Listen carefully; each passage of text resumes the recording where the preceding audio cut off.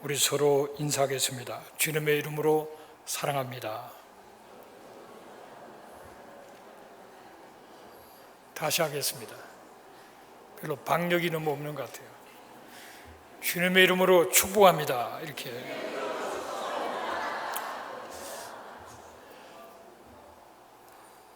하나님을 알지 못했을 때, 참 그 뭔가를 찾아 헤매고 방황할 때, 기독교 교회도 한번 나가고 싶은 생각이 없었던 건 아닌데, 굉장히 망설여지는 것 중에 하나가, 교회를 가게 되면 많은 제약이 있을 거다. 내 마음대로 행동하는데 많은 제약이 있을 것이다 하는 생각이 이렇게 깔려 있었기 때문에 선뻑 이렇게 나서지를 못했습니다. 그러면서 많은 그런 과정을 겪어서 어느 날 강력하신 하나님의 역사 속에 구원을 체험하게 됐을 때, 이제는 결단하고 내가 이제는 말씀대로 살겠다, 그렇게 결단을 했습니다. 그러면서 말씀을 읽고 했지만은, 지금 돌이켜 한 38년 동안 신앙생활을 하면서 지금 와서 깨닫는 것은, 하나님의 말씀을 정말 온전히 믿고 정말 그 말씀대로 헌신하고 살아왔더라면 또 놀라운 삶을 살았겠다, 그런 생각을 해보게 되어지는 겁니다. 여러분, 하나님께서는 우리를 사랑하십니다. 아멘 하셔야죠. 꼭 이렇게 아멘 하라고 해야만 하십니까? 하나님 우리를 사랑하십니다. 내 아버지가 훌륭한 아버지라면 나를 사랑하시기 때문에 나에게 주신 그 말씀은 참으로 좋은 말씀일까요?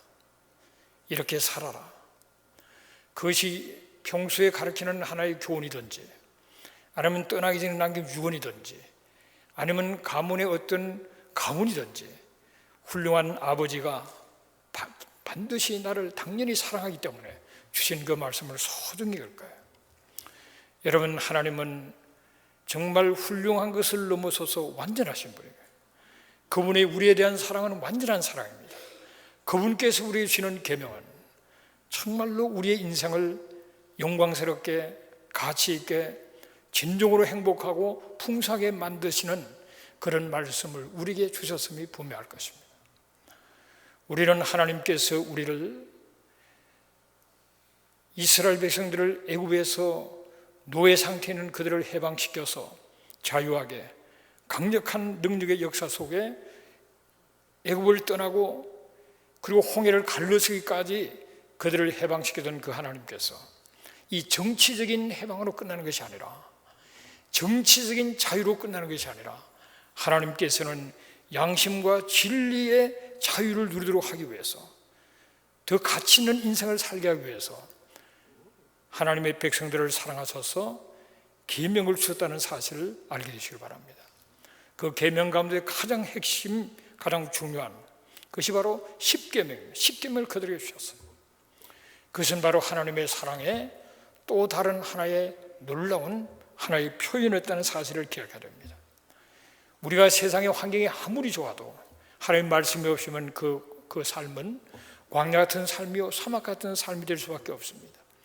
그러나 환경이 아무리 어려워도 하나님의 말씀이 있을 때, 그 하나님의 말씀은 우리에게 하나의 저지되고 꿀이 되어서 우리의 심령 속에 적과 꿀이 흐르는 가난, 영적인 가난 그 약속의 땅을 경험하면서 풍성한 삶을 살아가면서 이 세상과 자기를 이루시는 자로 나갈 수가 있습니다. 그래서 우리는 무엇보다도 하나님이 주신 그 말씀을 소중히 여기고 그 말씀을 붙들고 순종하는 가운데 그 말씀을 통해서 역사하시는 하나님의 놀라운 역사를 체험하는 저와 여러분 되시기를 바랍니다. 여러분, 평소에 하나님 말씀을 붙들고 있었던 여호사와 갈렙은 참으로 환경적인 위기 속에서도 그 말씀을 붙들고 말씀으로 될 줄로 믿었기 때문에 여호사와 갈렙만 약속의 땅, 실질적으로 그 약속의 땅, 그 땅을 밟을 수 있는 그런 축복을 받을 수가 있었습니다.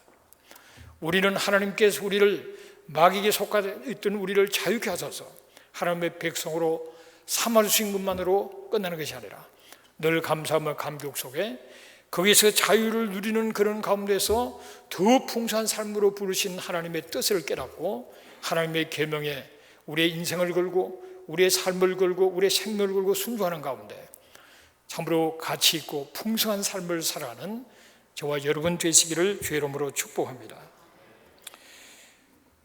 하나님께서 이 계명을 주신 것은 사랑입니다. 너무나도 사랑하기 때문에 우리에게 주셨습니다. 출애굽기 20장 6절을 같이 읽겠습니다. 나를 사랑하고 내 계명을 지키는 자에게는 천대까지 은혜를 베푼다, 그렇게 말씀하셨습니다. 하나님이 원하시는 것은 살아가는 우리들에게 천대까지 계속적인 은혜 속에 살도록 은혜를 베푸시기를 원하시는 겁니다. 그래서 우리는 하나님의 말씀 계명을 지킴으로 말미암아 이 하나님의 축복을 누리는 자리로 나가므로 우리는 하나님의 사랑을 받고 또 하나님의 사랑에 대한 표현을 할 수 있는 그런 은혜가 있게 되시기를 바랍니다. 마태복음 5장 17절을 가졌습니다. 내가 율법이나 선지자를 피하러 온 줄로 생각하지 말라. 피하러 온 것이 아니요 완전하게 하려함이라 했습니다. 예수님의 오심도 율법과 선지자의 그 말들을 완성하기 위해서 그 말씀을 더욱 온전히 우리에게 가르쳐 주셨고 또 성취하기 위해서 선지자를 통해서 하신 말씀의 성취를 이루기 위해서 또 앞으로의 그 성취를 준비하기 위해서 주님은 오셔서 그 모든 말씀들을 완전하게 하기 위해서 오셨다는 사실을 알아야 합니다. 그래서 하나님이 우리에게 십계명을 주신 것은 우리를 불편하게 하려고 하는 것이 아니고 우리에게 큰 은혜와 축복을 주시는 사랑의 하나의 표현이라는 사실을 기억하면서 이 하나님의 사랑 앞에 우리가 십계명을 우리가 감사함으로 받고 참으로 십계명을 하나님을 사랑하는 그 마음으로 우리도 그것이 동기가 되어서 하나님이 그토록 나를 사랑하시는데 나도 하나님을 사랑하는 표현으로 말씀에 순종함으로 말미암아 더 풍성한 삶을 살리라, 그런 결단 속에 하나님 말씀을 잘 지키시고 준행하시는 여러분 되시기를 바랍니다. 하나님의 말씀은 우리를 자유케 하는 울타리가 될 뿐만 아니라 우리에게 풍성한 생명을 주는 울타리가 되는 겁니다. 그 말씀 안에서 더 깊은 진정한 자유를 누리고 더 충만한 생명을 누리면서 영광을 돌 수가 있게 되는 것입니다. 출애굽기 20장 3절을 같이 읽습니다. 너는 나 외에는 다른 신들을 내게 주지 말라. 십계명은 우리가 하나님의 백성이라는 하나의 표지입니다.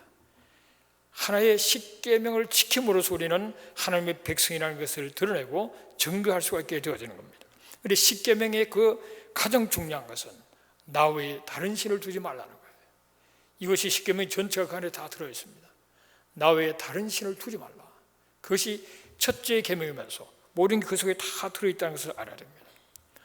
이 하나님의 말씀을 붙들고 나갈 때 우리는 하나님의 임재를 체험하게 되고 이 말씀을 의지해서 나갈 때 우리에게는 승리가 우리에게 주어질 뿐만 아니라 이 말씀을 붙들고 나갔던 민족마다 잘 사는 나라가 되었습니다. 서구 문명이 한때 굉장히 발달된 것도 바로 이 말씀을 붙들었기 때문에 크게 축복하셨는데 지금 이 말씀이 흔들리면서 모든 혼란이 오는 그런 가운데 있는 것을 우리가 보게 되어집니다. 우리 개인의 삶이 풍성하기를 원하십니까? 다시 물을까요? 우리 개인의 삶이 풍성하기를 원하십니까? 십계명을 붙들어야 돼요. 우리의 가정이 풍성한 은혜가 충만한 가정이 되고 믿음의 가문을 세워나가기를 원하십니까? 십계명을 붙들어야 되는 것이에요. 나라와 민족이 잘 살기를 원하고 의미 있는 그런 나라와 민족, 쓰임 많은 나라와 민족이 되려면 십계명을 붙들면 다 되게 되어 있어요. 하나님이 보장하시기 때문에. 그런데 한때 하나님 말씀을 붙들고 세계적인 국가로 그렇게 성장한 그런 나라, 그런 민족이 있지만은 하나님의 축복을 많이 받다가 흐트러져 가지고 그 다음부터는 그냥 내리막길로 가는 그런 역사 속에 있는 나라와 민족도 많다는 것을 우리가 기억해야 됩니다. 나 외에 다른 신을 두지 말라. 쉽게 얘기하면 하나님을 항상 먼저 두라는 거예요. 하나님을 먼저 두라는 겁니다. 하나님 제일 위로 살아가는 겁니다. 내 인생보다도 하나님의 말씀이 더 우선돼. 그것은 하나님을 우선하는 거죠. 우리가 물질보다도 하나님이 더 우선해요. 하나님을 먼저 둬야 된다고. 그 어떤 것보다도 내 취미 생활보다도 하나님을 먼저 둬야 돼요. 모든 그 인간관계에서도 하나님을 먼저 둬야 된다고요. 모든 면에서 하나님을 먼저 두는 것, 그것이 바로 나 외에 다른 신을 두지 않는 것입니다. 우리가 시간도 하나님을 위해서 우리의 시간도 매니지를 해야 돼요.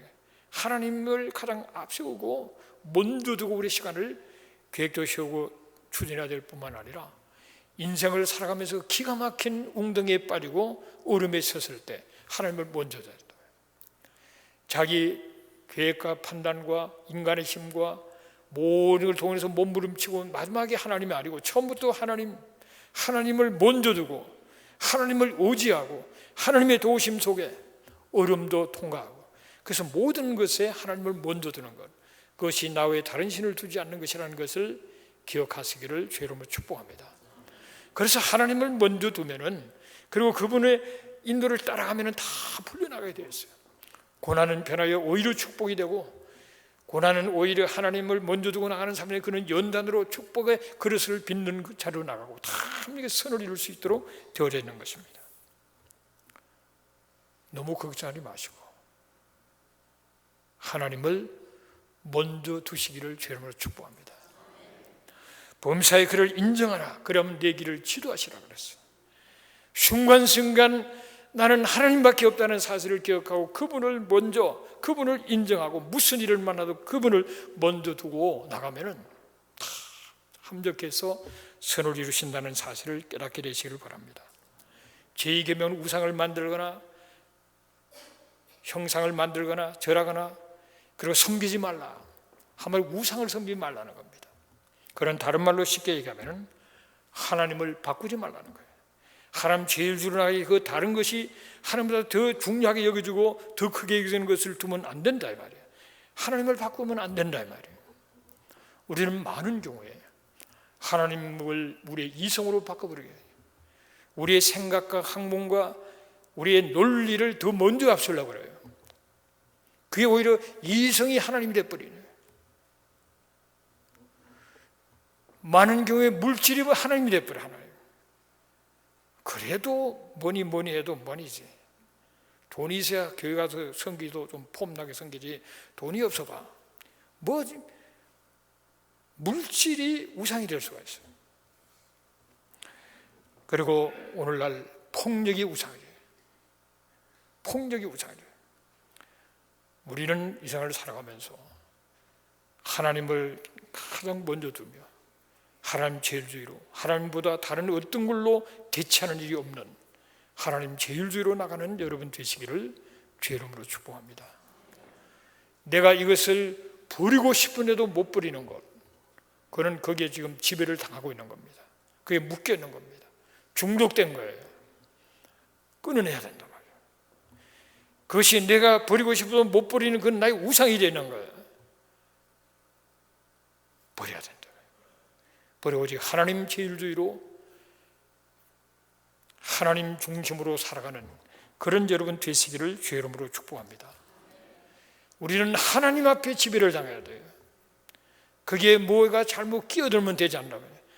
하나님 중심으로 나간 데 있어서 거기에 사람이 끼어들고 물질이 끼어들고 자기 욕망이 끼어들고 심지어는 자유와 심지어는 인권이 끼어들면 안 된단 말이에요.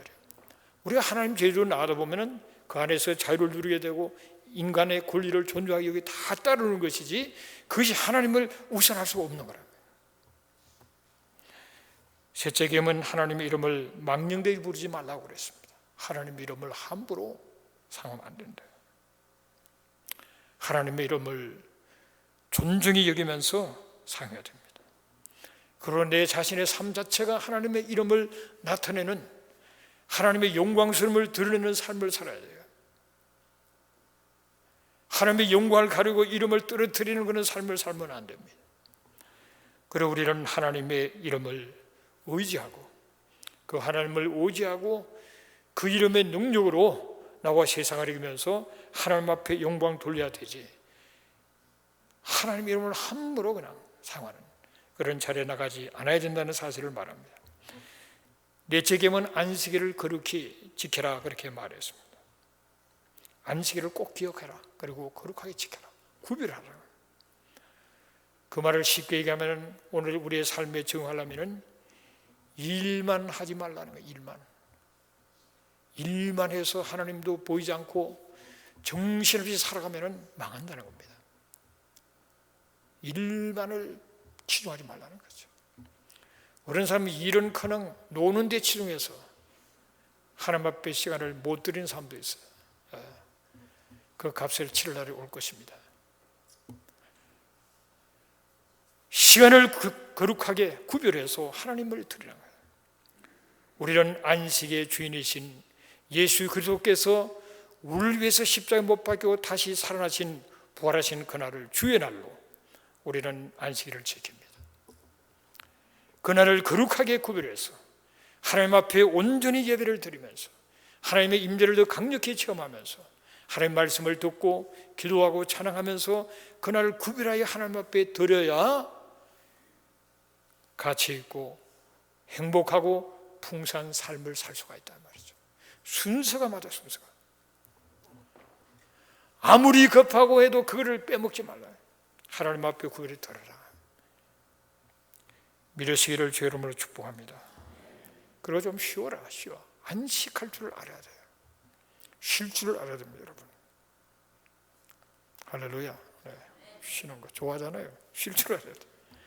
마음도 몸도 하나님의 전에 와서 쉬고, 이 교회에서 봉사하는 건 쉬는 겁니다, 여러분. 봉사해서. 세상에 너무 바쁘게 힘들었기 때문에 교회 와서 봉사도 쉬는 거예요. 할렐루야. 네. 쉬어야 됩니다. 그리고 그날을 선한 일을 하는 것, 선한 일을.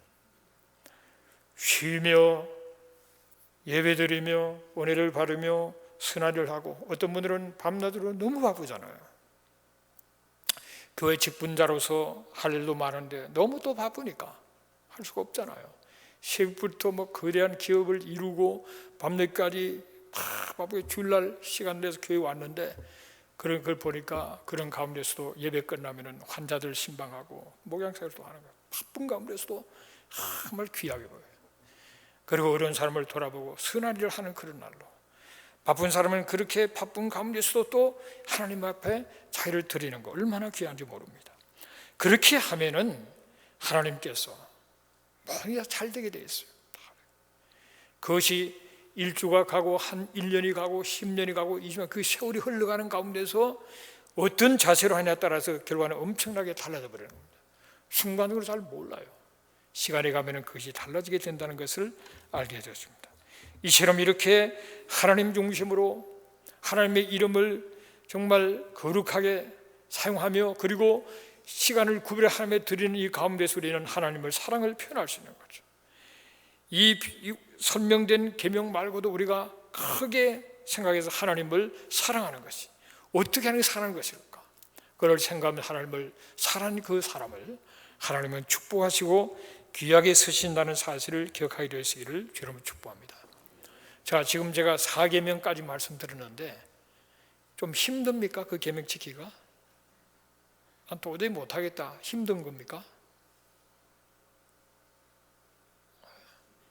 쉽지 않나요? 너 일주일 내내 일해라, 그게 쉽겠어요? 하루 좀 쉬면서 예배 드리라, 그게 쉽지 않나요?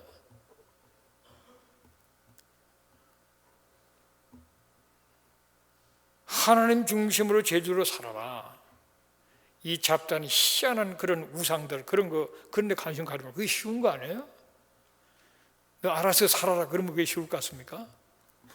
하나님 말씀대로 하는 게 훨씬 쉬운 거예요. 훨씬 간단하고 쉽고 멋있고 가치 있고 풍성하고, 그렇게 사시기를 주의 이름으로 축복합니다. 그런 하나님을 사랑하는 바른 관계 속에 이웃과의 관계를 얘기할 첫째가 부모입니다. 부모를 공경하라. 여러분, 우리가 이 생활을 살아갈 때 혼자 살 수 있는 사람은 아무도 없어요. 누군가 인간관계를 형성하며 살아야 되는데, 인간관계의 가장 기본이 부모하고 자식 간의 관계에서부터 시작하는 겁니다. 근데 거기에서부터 삐뚤어지면 다 삐뚤어지게 됐어요. 그래서 부모를 공경하라는 겁니다. 너무나도 귀한 계명이에요.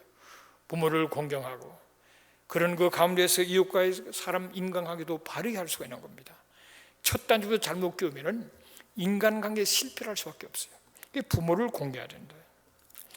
인간관계에 가장 중요할 뿐만 아니라 그 부모에게 공개하는 사람이, 그 계명을 지키는 사람이 다른 인간관계도 좋은 영향을 주게 되는 겁니다. 그래서 부모를 공개해야 되는데, 어려서는 부모를 존경하면서 자라야 돼요. 우리 엄마 아빠는 훌륭하고 최고다, 그렇게 자라야죠. 그게 정상입니다. 청소년 시절에는 부모를 감사할 줄 알아야 돼요.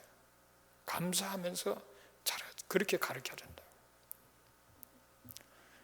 내가 그런 모습을 보이면서 감사하면서 살도, 그게 자식의 복이 되는 겁니다. 감사할 줄 알아야죠. 어릴 때 보면은 교회를 안 다녀서 그런지 몰라도 별로 부모에게 감사를 안 하죠. 꼰대라 그러고 부모 욕하죠, 모여서. 참 어쩌고 저쩌고 막 컴플레인 막 하고 말이죠. 감사할 줄 몰라요. 근데 부모에게 감사하면서 자라는, 그게 축복이에요. 감사. 어떤 사람은 그러잖아요. 부모로서 해준 게 뭐 있냐? 누가 날 낳아라 그랬냐? 귀싸대기를 한 대 때려요. 그래. 누가 날 낳아라 그래. 낳아놓고 말이야, 이렇게 뭐 힘들게 내 하고 싶은 것도 못하게 하고, 그런 잘못된 거예요. 부모를 감사하면서, 부모님 감사하면 그렇게 자라야 되고, 부모님이, 내가 나이가 많아지고 그럼 부모님도 더 많아질 거예요. 그럴 때 부모님들을 지지해야 되죠. 격려해줘야 되고, 수고하셨다는 얘기를 해줘야 돼요. 왜냐하면 사람이 나이가 들고 몸이 약해지면은 마음도 약해진다고요.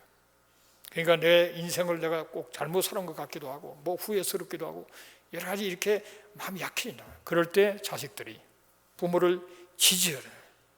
훌륭하게 사셨다고. 사실 그렇잖아요. 어려운 우리 조국의 역사의 소용돌이 속에서 살았다는 것 자체만도 귀한 거죠. 자식을 위해서 안 죽고 살아서 자식을 키웠다는 것도 그 상 받을 귀한 일이에요. 어려울 때. 요즘같이 세월이 좋을 때야 뭐 별로 좀 덜하겠지만, 가만 생각해보면 너무 수고를 많아요. 그 부모를 지지해야지. 어떻게 살아왔든 일단 부모로서 그 역할을 하면서 쉬운 일이 아니기 때문에 부모를 지지하면서 부모를 공개하는 자료를 해요. 그러할 때 이 땅에서 참 잘되고 장수하는 그 복을 받는다고 성경 말씀하고 있는 거예요. 그것이 모든 인간관계의 기본이 되어야 돼요. 부모를 공개해요. 그러면 성경은 말합니다. 살인하지 말라. 생명을 소중히 여기라는 겁니다. 어떤 사람은 살인하지 말라 그랬다고 그런 교파가 있어요. 전쟁에도 안 나갑니다. 우리는 말씀대로 살기 때문에 전쟁에 우리는 나갈 수가 없습니다. 전쟁 나가면 사람 죽여야 되는데 안 나가겠습니다. 그런 사람도 있어요. 여러분, 생명을 존중히 여기기 때문에 전쟁도 치러는 거예요. 사탄이 역사에서 악한 세력들이 얼마나 무참하게 사람을 막 살상합니까? 생명을 소중히 여기기 때문에 그런 악한 자들과 싸워서 멈추게 만들고 그들을 제압해야만 수많은 생명을 지키는 거란 말이에요. 그래서 전쟁을 하는 거예요. 누가 뭐 전쟁 좋아서 합니까? 일단 전쟁 안 나가겠대. 동물을 죽이지 말자. 생명을 존중해. 그런 사람도 있어요. 여러분, 동물을 할 일을 죽여서는 안 됩니다. 그러나 동물을 하나님께서는 짐승을 너희들의 밥이다 주셨어요. 먹으려면 죽여야 먹죠. 죽일 때는 죽여야 하는 겁니다. 생명 존중이라는 그렇게 생각해요. 사형 제도를 없애자. 인간의 생명이 얼마나 중요한데 사형을 시키면 되냐? 그렇게 주장하는 사람이 있어요. 여러분, 그것도 단순 논리입니다. 사형을 시킬 사람 시켜야 돼요. 왜? 생명을 지키기 위해서. 한 사람을 그냥 두면 수많은 사람을 죽이니까, 이 사회를 너무 어렵게 만드니까 그런 사람은 끝내줌으로써 더 이상 재발되지 않고 다른 생명을 지킬 수 있기 때문에 그런 거예요. 그러니까 단순하게 생각하면 안 되는 겁니다. 그래서 때로는 우리가 정당방위로 사람을 죽일 수도 있어요. 생명이 소중하니까 내 생명을 지키기 위해서 죽일 수 있는 겁니다. 그러니까 정당방위를 하지 말라 그런 얘기가 아닙니다. 생명을 존중해 얘기라는 것이. 생명을 존중할 때로는 정당한 방위도 할 수 있고 전쟁도 치를 수 있고 짐승도 죽여서 먹어야 될 거 아니에요. 먹어야 되고 불필요하게 죽이는 건 안 되겠지만은 그런 겁니다. 그리고 사형 제도도 필요합니다. 이 인생 한 사람 때문에 수많은 사람이 고통을 받고 생명을 잃게 된다면 차라리 없애버리는 것이 다른 생명을 살리기 때문에 그런 논리죠. 그러나 우리가 자살하는 것은 잘못이에요. 생명을 경시하는 것 자살. 유산시키는 것 생명을 경시합니다. 생명을 죽이는 거예요. 이미 유산한다 그러면 이미 생명체라고요. 그걸 죽이는 것은 죄라 이 말이죠. 그래서 우리는 그 하나님의 말씀을 바르게 잘 분별해야 되고요. 우리 주님께서는 이 모든 하나님의 율법을 완성시키러 오신 그 주님은 사람을 미워하는 것도 살인이다 그렇게 말씀하셨어요. 사람을 미워하지 말라는 겁니다. 미움이 생기면 기도하고 회개하고 미움을 떨쳐버려요. 미움이 살인의 시작이라는 거죠. 미워하지 말라. 그렇게 주님은 말씀하셨습니다. 이 계명을 우리가 잘 지켜서 생명을 소중히 여기면서 사람을 미워하지 않고 살아가는 그런 자로 나가는 은혜가 있게 되시기를 주님으로 축복합니다. 진리면 간음하지 말라. 이 간음하지 말라 이 부정적인 표현을 쓰는 것은 가정을 잘 지키고 신실한 부부가 되어서 이 가정을 통해서 주시는 하나님의 큰 은혜와 축복을 누리라는 거예요. 하나님 말씀을 따라서 순간적인 충동과 유혹을 떨쳐버리고 하나님 말씀 안에서 건강한 가정을 이루고 그래서 하나님의 심판을 면하고 하나님의 축복 속에 온 가족이 행복하게 살아가는 그런 건강한 가정을 이루기 위해서 간음하지 말라 그렇게 계명으로 우리에게 주셨습니다. 간음하는 행위는 죄를 사하지 않는 것이고 가족을 어렵게 만드는 것이고 가정을 부셔뜨리는 것이고 결국은 심판받을 일이기 때문에 우리는 말씀을 붙들고 기도하면서 이 모든 유혹을 떨쳐버리고 신실한 가정을 이루게 되시기를 주의 이름으로 축복합니다.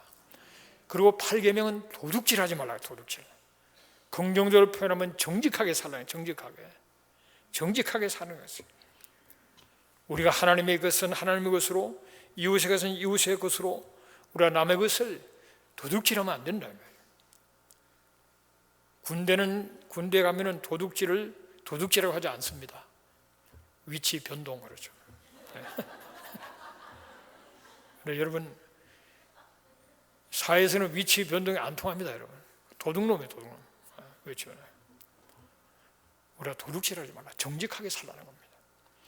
그리고 마귀는 우리를 도둑질합니다, 말을. 근데 우리가 스스로 내 인생을 도둑질하면 안 돼요.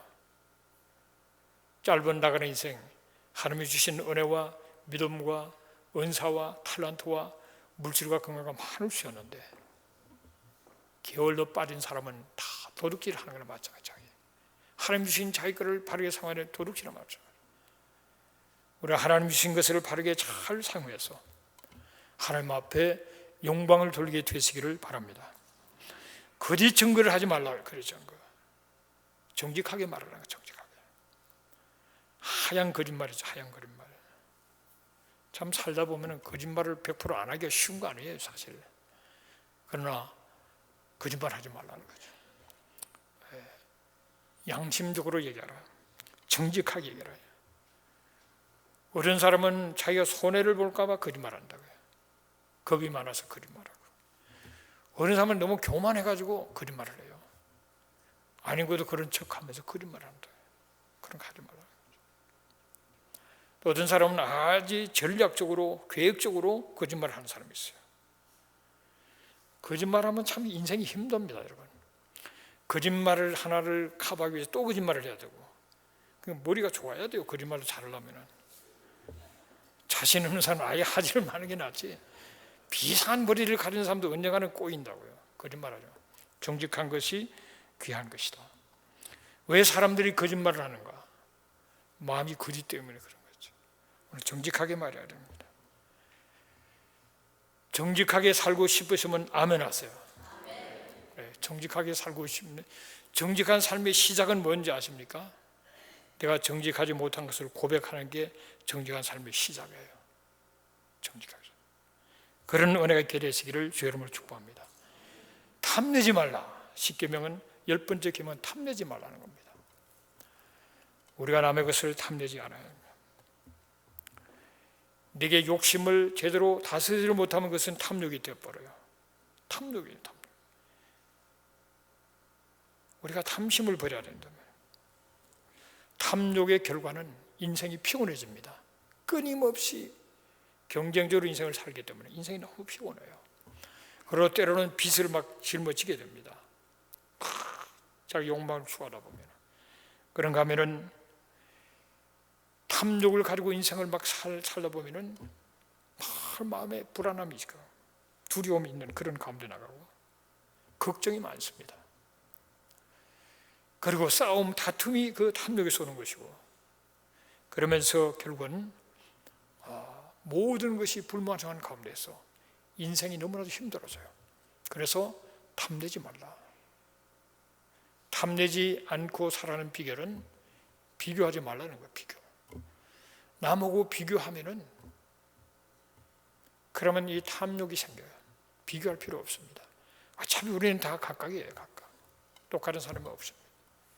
다 각각 내 나름대로 귀하고 내 나름대로 소중하고, 그래서 내 나름대로 인생의 꽃을 피우고 아름답게 귀한 일들을 이룰 뿐만 아니라 내 스스로가 만족하고 감사하고 기뻐하면서 살아야 되는 거죠. 내 존재 자체로 인류 역사 속에 유일한 존재, 아람이 타락한 것이 주전 4천 몇 년이라고요? 4114년이라 그랬죠. 제 계산 보면 그렇습니다. 그럼 인류 역사가 6천 년이 좀 넘었어요. 지금. 그 가운데 나는 나일 뿐이에요. 할렐루야. 6천 년의 유일한 존재, 비교할 수 없는 존재입니다. 귀한 존재가 살아야죠. 내 나름대로 인생의 꽃을 피우면서 하나님의 영광 돌리는 삶을 살아야 되지, 뭐 남들의 비교해서 내가 기죽고 뭐 남들 보고 뭐 그럴 필요 없어요. 내 나름대로 최선을 다하고 하나님 은혜 속에 아름다운 꽃을 피우고 향기를 바라고, 우리 주님 오신 날을 위해서 내 몫에 된 몫을 감당하면 됐지. 그래서 최고야, 최고. 그런 은혜가 있게 되시기를 주의 이름으로 축복합니다. 비교하지 않아야 되고요. 이미 가진 것을 즐기셔야 돼요. 즐기셔야. 오늘 된장 배추국 너무너무 맛있어요. 그거 즐겨야 돼요. 즐겨. 다른 사람 진수성찬보다는 나는 그게 더 좋습니다. 진수성찬 먹고 소화가 안 돼서 끄르끄르 하는 것보다 된장국 먹고 나면 금방 또 배고프고 얼마나 좋은지 몰라요. 내가 가진 것을 즐기라면 즐겨요. 하나님 주신 은혜를, 하나님 주신 건강을, 시간을, 인간관계, 이게 모든 게 즐길 거예요. 인간관계 다투지 말고, 열받지 않은 사람 좀 피하고, 마음 많은 사람끼리 즐기세요. 즐길도 많은데 그냥 열받친 사람 그거 끼어갖고 힘들어하지 말고, 우리에게 주어진 걸 즐겨야 된다. 감사하며 즐기는 그런 자리로 나가야 된다. 그리고 내 가진 것을 우리는 더 내가 풍성할 경우에 나눔을, 내 생각을 나누고 마음을 나누고 내 감동도 나누고 물질을 나누고 시간을 섬기고, 그렇게 그러면서 우리의 가치를 더 높이게 되는 거예요. 그러므로서 우리는 더욱 만족한 삶을 살아갈 수 있을 뿐만 아니라 우리의 최종 결론은 영원한 것에 있기 때문에, 내가 오늘 살아가는 삶이 다른 사람이 보기에는 별 볼일 없어 그런지 몰라도 하나님 보실 때는 영원한 일을 위해서 헌신하고 하늘의 상을 쌓아나가는 그런 삶이기 때문에 영원한 것을 바라보면서 오늘 기뻐하고 만족하고 행복한 삶을 살아가시는 여러분 되시기를 주의 이름으로 축복합니다. 말씀에 순종하는 자들은, 말씀을 붙들고 나가는 사람들은 우리 주님이 오셔서 다스리는 그 나라에 함께 왕노릇 한다고 말씀하셨어요. 시하늘 새 땅 새 예루살렘에서 면류관을 쓴 아름다운 면류관 성도가 될 줄로 믿습니다. 영원한 세계를 바라볼 때 오늘 내가 가난하기도 하고 어렵고 힘들고 도포자락을 휘날리면서 광야의 인생을 걸어갈지라도 영원을 바라보기 때문에, 그날을 바라보기 때문에 에덴 동산과도 비교할 수 없는 시하늘 새 땅 새 예루살렘을 바라보기 때문에 우리는 찬송하며 갈 수 있는 거예요. 기뻐하면서 감사하면서 갈 수가 있는 그런 은혜가 있게 되시기를 바랍니다. 야고보서 1장 25절을 같이 읽겠습니다. 자유롭게 하는 온전한 율법을 들여다보고 있는 자는 듣고 잊어버리는 자가 아니요 실천하는 자니 이 사람은 그 행하는 일에 복을 받으리라. 네. 여러분, 율법은 우리를 자유롭게 한다는 거예요. 하나님의 법은 온전한 법이고 우리를 자유롭게 하는 거죠. 그 옛날 걸 거꾸로 알았어요. 야, 예수 믿으면 진짜 힘들 거다. 그래서 지금도 그런 사람 많아요. 조금 있다가 믿겠다고. 좀 내가 좀 더 자유로운 삶을 산 다음에 마지막에 할 수 없어 그때야 내가 믿겠다고. 그런 사람이 있어요. 그게 거꾸로 하는 거죠. 믿으면은 간에 자유를 누리는데 그걸 잘못하는 거죠. 여러분, 하나님의 말씀은 우리를 자유케 하는 겁니다. 그래서 진리를 알지니 진리가 너희를 자유케 하리라 그랬어요. 우리는 진리를 알고 더 풍성한 자유를 누리는 어떤 육체적인 자유, 정치적인 자유, 그 낮은 차원의 자유가 아니라 양심의 자유와 진리를 알기 때문에 누리는 그 자유, 우리가 진리를 알기 때문에 사단을 두려워하지 않고는 오히려 사단을 물리치면서 하나님을 의지하고 누리는 그 자유, 이 어둠의 세력의 자유. 옛날에 예수를 잘 몰랐을 때는요, 어둠에 지금 눌릴 때가 많아요. 공동무지를 지나가면은, 그것도 비가 좀 부시부시 오는 날, 이 희부그리한 날, 그런 날 이렇게 지나고 쭈삣쭈삣하는 거예요. 어둠의 세력에 대해서 내가 잘 모르니까 그렇죠. 우리 주님께서 십자가에 승리하셨고 사탄과 그 수많은 쫄따구들, 그 귀신들을 예수 이름으로 물리치면서 당당하게 한밤중에 목탁 소리를 음악으로 삼고 통서로 기도할 수 있는 것은 진리의 자유를 누리기 때문에, 예수의 승리가 나의 승리라는 것을 믿기 때문에 그런 자유를 누리는 거잖아요. 정치적 자유는 적은 자유입니다, 여러분. 정치적 자유를 누려도 어둠의 세력이 완전히 눌려서 끌려다니는 인생이 얼마나 많습니까? 그러나 우리는 진리 안에서 자유를, 말씀 안에서 자유를, 하나님 바로 선자로서 양심의 자유를 누리면서 살아난다는 것이 얼마나 신나고 얼마나 기쁘고 감사한 일인지 모릅니다. 그런 자유를 누리시기를 주 이름으로 축복합니다. 인간의 자유가 속박으로부터 자유 혹은 제도로부터의 자유를 얘기하는 것이 아니에요, 여러분. 여러분, 교통법규 없이 오늘부터 마음대로 달려가라 그러면 어떻게 될 것 같아요? 우리 송만석 장로님 네 분 오셨는데 아마 오늘 지금 출발해서 오늘 밤까지 에리 못 갑니다. 교통법규가 있으니까 가는 거죠. 여러분, 신호등이 딱 전기가 나가버리면 신호등 작동 안 하면 벌써 탁 내거리에서 먼저 온 사람이 가고 그 아래에서 또 법이 있잖아요. 그것도 없으면 서로 갈라다가 부딪히고 못 간다는 거죠. 법이 우리를 자유케 하는 거죠. 속박 제도를 벗어나는 순간 우리는 가장 큰 속박 속에 들어버리고 마는 겁니다. 하나님께서는 바로의 노예였던 이스라엘 백성들을 정책으로 해방시켜서 이제는 양심과 그리고 이 진리 안에서 자유를 누리면서 또 풍성한 삶을 살아도록 이스라엘 백성들에게 십계명을 주신 것입니다. 그것은 바로 오늘 우리에게 주신 거예요.